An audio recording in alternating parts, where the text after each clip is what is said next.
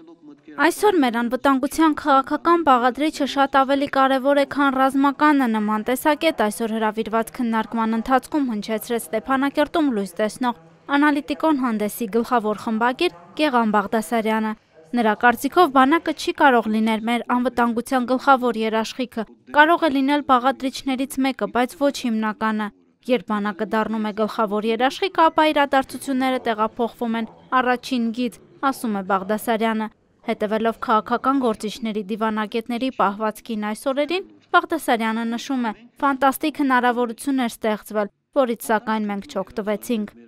ԼՂ նախագահը ասաց, որ խեղված ձևաչափը ավելի լավ է, քան թե պատերազմը։ Սա քաղաքական հայտարարություն չէ, ավելին, իսկ միգուցե հակառակը, միգուցե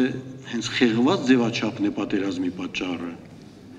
Այսինքն իրավիճակին, դեպքերին քաղաքական գնահատական տալու անկարողությունն է սա, որ ըստիս ուղղակի շատ վատ է։ Ուրիշ էլ ինչ ասվեց։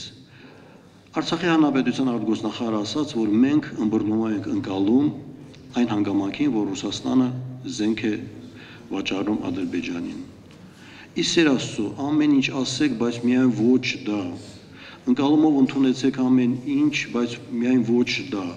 Գոնե այնքան ազնվություն, տղամարդկություն է ու քաղաքական ինքնագիտակցություն է պետք, որ կանգնես ու ասես, ես չեմ հասկանում։ Չեմ ասում քննադատես Ռուսաստանին, չեմ ասում Հերնանիձես։ Պարզապես տղամարդու նման պարզ ասես, չեմ հասկանում, չեմ ընդունում։ Մենք սա չենք անում ու աջակցություն եք ընկալում Եվրոպաներից, Ամերիկաներից։ Հիմա ձեզ դրեք նրանց տեղը։ Դուք այս վիճակում եք եւ գլխավոր մեղավորներից մեկը արդեն նշված երկիրն է,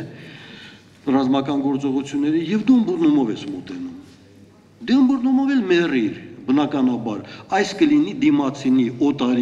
օտարի կարծիքը։ Հրապարակախոս Զարուհի Հովհաննիսյանը եւս նշում է արտաքին քաղաքականություն ասվածը Հայաստանում բացակայում է։ Արտաքին գործերի նախարարությունը նախաձեռնողականությունից դուրս է։ Միջազգային կառույցներն ու դեսպանատան ներկայացուցիչները նույնիսկ նախորդ սրացումների ժամանակ հանդիպում էին պաշտպանության եւ ոչ արտաքին գործերի նախարարության հետ։ Հայաստան-Եվրամիություն հարաբերությունների զարգացումը եւս մտել է փակուղի այս օրերին։ Այժմ ինձ հասած ինֆորմացիայով տեղի ունենում բավական ստրկատիրական շարունակություն, այսինքն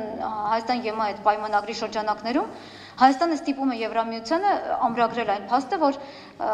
գրեն մեկ տողով, որ այս պայմանագիրը չի հակասում ԵՏՄ անդամակցությանը Հայաստանի։ Սարսափելի, ստրկամիտ քաղաքականություն, մյուս կողմից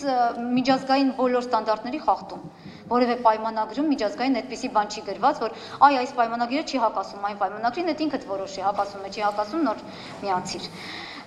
Ես կարծում եմ, որ սա շատ կարևոր անվտանգության խնդիր է, որովհետև երբ դու քո արտաքին անվտանգությունը մեկ պարանից ես կախում, այդ պարանը ամեն վայրկյան կարող է կտրվել եւ դու ոչինչ չես կարող անել, ոչ մի բան չես կարող պահանջել միջազգային հանրությունից։ Ազգագրագետ Հրանուշ Խառատյանի կարծիքով մենք այս օրերին հասկացել ենք, որ հնարավոր է տանուլ տանք թե պատերազմը, թե մեր անկախությունը, տանուլ տանք անգամ մեր ձեռքբերումները։ Մենք ունենք պատերազմի միջոցով կարողացել ենք դիմակայել ժամանակին, ձեռք ենք բերել Արցախի բնակչության, գոյության իրավունքը իր հայրենիքում եւ պահում ենք դա։ Մնացած ամեն ինչը, մեր մնացած ձեռքբերումները շատ վիճելի ձեռքբերումներ են։ Մենք լիքը կորուստներ ենք ունեցել եւ ես կարծում եմ, որ ներքին իմաստով մեր թիվ 1 կորուստը դա մեր ոչ իրավական լինելն է։ Մենք ձեռք ենք բերել ոչ իրավական երկիր։ Մնացած ամեն ինչ իմ կարծիքով սրանից արտահայտված է։ Մարիամ Գրիգորյան, Մարաթ Հովհաննիսյան, Առաջին լրատվական։